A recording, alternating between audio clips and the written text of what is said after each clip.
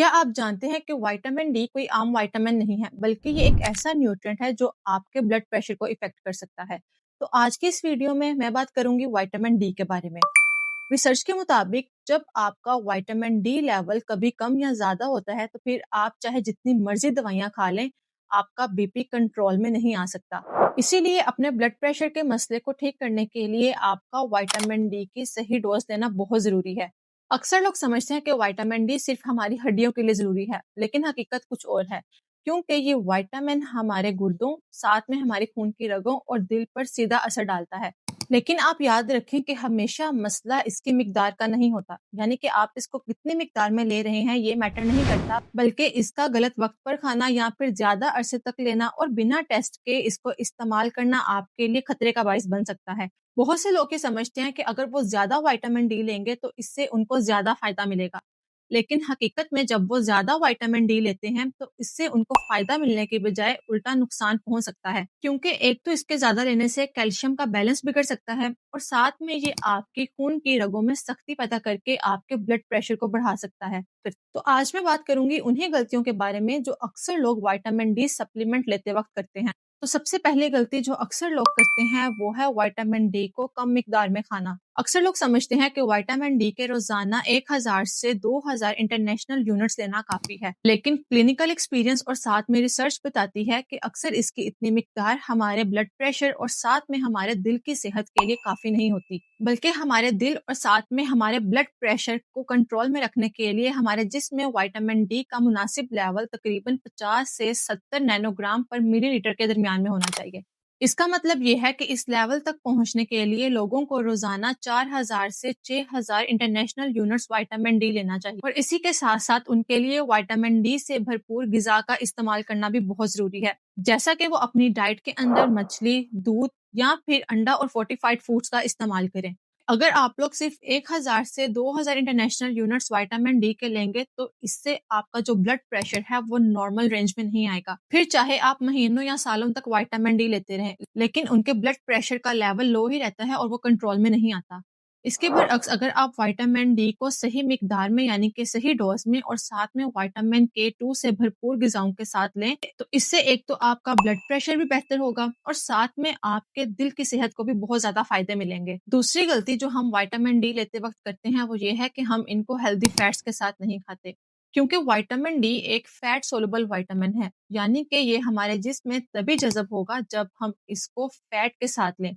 अगर आप vitamin D खाली पेट या फिर लो फैट मील के साथ लेते हैं तो फिर आपका जिस्म इसका फायदा नहीं उठा पाता। मिसाल के तौर पर अगर कोई शख्स सिर्फ टोस्ट और कॉफी के साथ विटामिन डी ले रहा है तो सालों तक उसके बीपी का लेवल लो ही रहेगा। लेकिन जब वो इसी विटामिन डी को फैट वाली चीजों के साथ लेगा, जैसा कि fish oil, cod liver oil, olive oil या फिर एवोकाडो के साथ लेगा, तो उससे सिर्फ 2 से 3 महीनों के अंदर ही ब्लड प्रेशर का लेवल बेहतर हो जाएगा। तीसरी गलती जो हम अक्सर विटामिन डी खाते वक्त करते हैं वो ये है कि हम इसको अक्सर गलत टाइम पर खाते हैं। विटामिन डी हमारे दिमागी निजाम और साथ में हमारे दिल की सेहत के लिए एक बहुत ही जरूरी न्यूट्रिएंट है, लेकिन इसका असल फायदा तभी मिलता है जब हम इसको सही वक्त पर लेते हैं। तो बेहतर ये है कि आप विटामिन डी को सुबह खाली पेट ना लें, बल्कि आप इसको रात को खाने के साथ या फिर आप इसको सोने से पहले खा सकते हैं।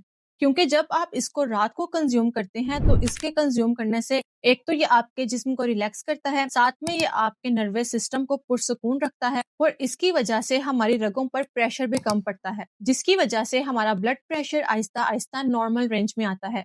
अक्सर लोग कहते हैं कि वो विटामिन डी भी खा रहे हैं और साथ में वो मेडिसिन भी ले रहे हैं, लेकिन फिर भी उनका जो ब्लड प्रेशर है वो नॉर्मल नहीं होता।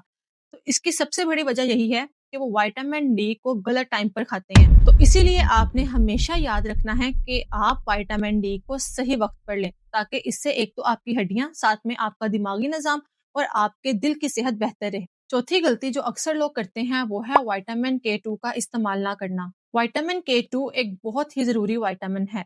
ये कैल्शियम को हमारी हड्डियों और साथ में हमारे दांतों तक पहुंचाने में मदद देता है, और यही वो विटामिन है जो हमारी रगों में कैल्शियम को जमा होने से रोकता है।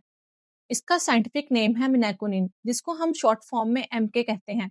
अब इस एमके की अलग-अलग टाइप्स होती हैं, जैसा कि एमके4। एमके4 ज़्यादातर दूध में, गोश्त में या फिर दूध से बनने वाली चीज़ें और साथ में अंडों में मिलता है। अब जैसा कि मैंने आपको पहले बताया है कि विटामिन डी कैल्शियम को खून में ले जाता है, लेकिन जब हम विटामिन के2 का इस्तेमाल ना करें, तो फिर ये कैल्शियम हमारे खून की रगों में जमा हो सकता है, जिसकी वजह से हमारी आर्टरीज यानी कि हमारी खून की रगें सख्त हो जाती हैं। इसीलिए विटामिन डी के साथ विटामिन के2 का लेना बहुत ज्यादा जरूरी है, क्योंकि ये कुछ ऐसी प्रोटीन्स को एक्टिवेट करती हैं जो कैल्शियम को हमारे सॉफ्ट टिश्यू से निकालकर हमारी हड्डियों की तरफ ले जाकर उनको वहां पर जमा करता है। इसीलिए आप हमेशा विटामिन डी को विटामिन के2 के साथ लें, चाहे आप इसको रोजाना 100 से 200 माइक्रोग्राम लें। पांचवी गलती है धूप में ना बैठना। विटामिन डी का असल सोर्स सनलाइट है, यानी कि धूप है, लेकिन अक्सर लोग अपना ज्यादातर वक्त अपने घरों में गुजारते हैं या फिर सनस्क्रीन का इस्तेमाल करते हैं या अपने पूरे जिस्म को कपड़ों से ढांप कर रखते हैं। इसी सूरत में उनका जिस्म कुदरती तौर पर विटामिन डी को हासिल नहीं कर पाता। इसीलिए आप रोजाना 15 से 20 मिनट धूप में बैठें और साथ में आप विटामिन डी सप्लीमेंट और अपनी खुराक में विटामिन डी रिच फूड भी लाजमी शामिल करें। छठी गलती जो हम हमेशा करते हैं वो ये है कि हम अपने ब्लड लेवल्स को चेक नहीं करते। हमेशा आप याद रखें कि हर शख्स का विटामिन डी रिक्वायरमेंट डिफरेंट होता है, क्योंकि ये हमारी एज यानी कि हमारी उम्र, हमारा जेंडर यानी कि हमारी जीन्स, हमारी लाइफस्टाइल और हमारा धूप में बैठना और साथ में जो हम गज़ा खाते हैं उस पर डिपेंड करता है। इसीलिए अगर आप सिर्फ अंदाजे से सप्लीमेंट लेते हैं या फिर कोई भी जनरल डोज को फॉलो करते हैं, तो ये आपके लिए मॉइस्चर नहीं है। तो ये थी कुछ गलतियां जिनको आप ठीक करके अपने विटामिन डी के लेवल को और साथ में अपने ब्लड प्रेशर को कंट्रोल कर सकते हैं। वीडियो पसंद आई हो तो लाइक और शेयर करना ना भूलें, और अगर चैनल पर आप पहली बार आए हैं तो सब्सक्राइब जरूर करें। मिलते हैं अगली वीडियो में, तब तक के लिए अल्लाह।